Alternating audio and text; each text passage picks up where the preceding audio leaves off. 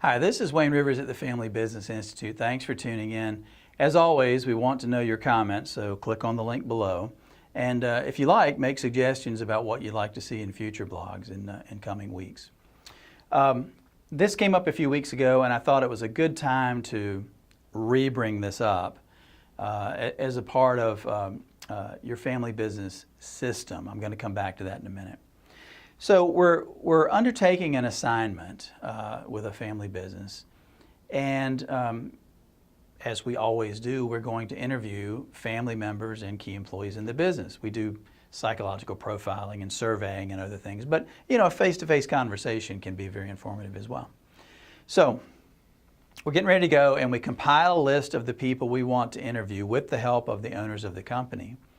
And the wives are on the list. And so our consultant goes and he goes in the front door and they say, "Hi, why do you need to interview our wives?" Now, we discussed before with them the reasons why, and we got over that hump. But then the consultant gets there and it starts all over again.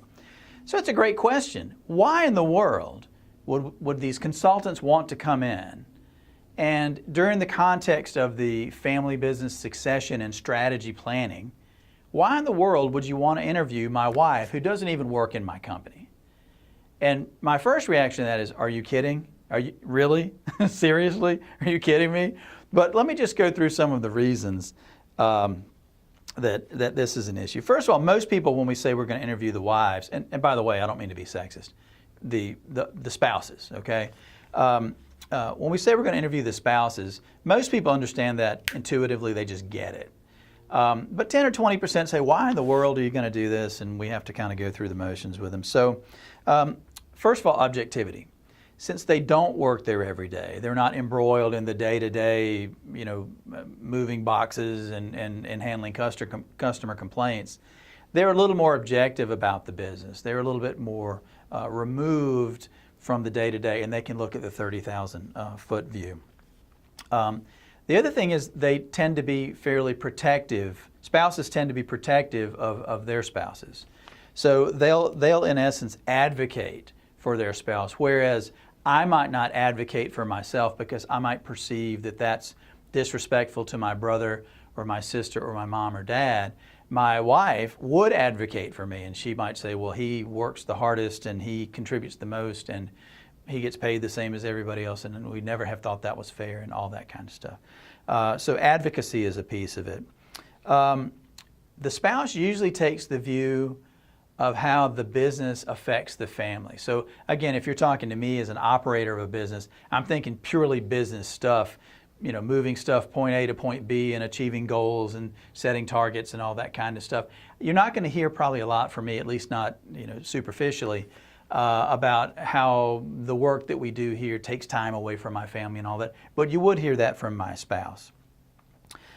They tend to do more truth-telling than other people in the family business. They're outside the business looking into a degree, and they just, they tend to be a lot more honest. I think when we interview operators, insiders in family businesses, they gloss over lots of stuff. When we talk to the spouses, we tend to get the real dirt. My mother-in-law doesn't work there anymore, but she used to be the office administrator and the finance person, and she keeps an iron fist on that checkbook.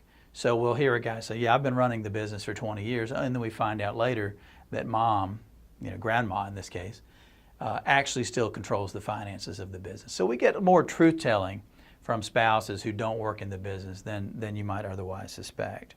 They just give us a ton of valuable insights, and I can't imagine doing a family business intervention without interviewing spouses who are directly affected by the decisions that the insiders make.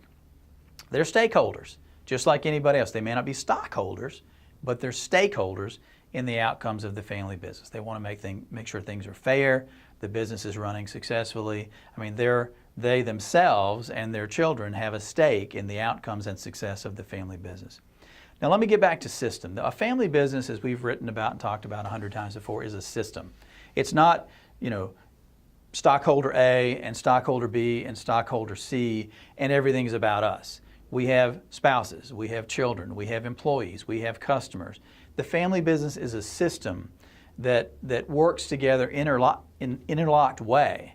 And all parts of the system need to function pretty darn well in order for people to be successful, to be happy, and to enjoy reasonable remuneration from all the hard work and the risk that they put in. So why do we interview the spouses?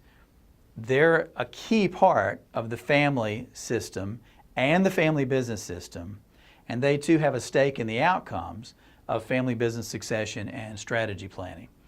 I can't imagine undertaking a family business assignment without interviewing the spouses. So hopefully this answers the question for the 10 or 20% of our audience that doesn't necessarily get it. But anyway, spouses are a key part of the system, and absolutely don't turn your in-laws into outlaws. Make them a part of the interview and the assessment process. This is Wayne Rivers at the Family Business Institute. Thank you.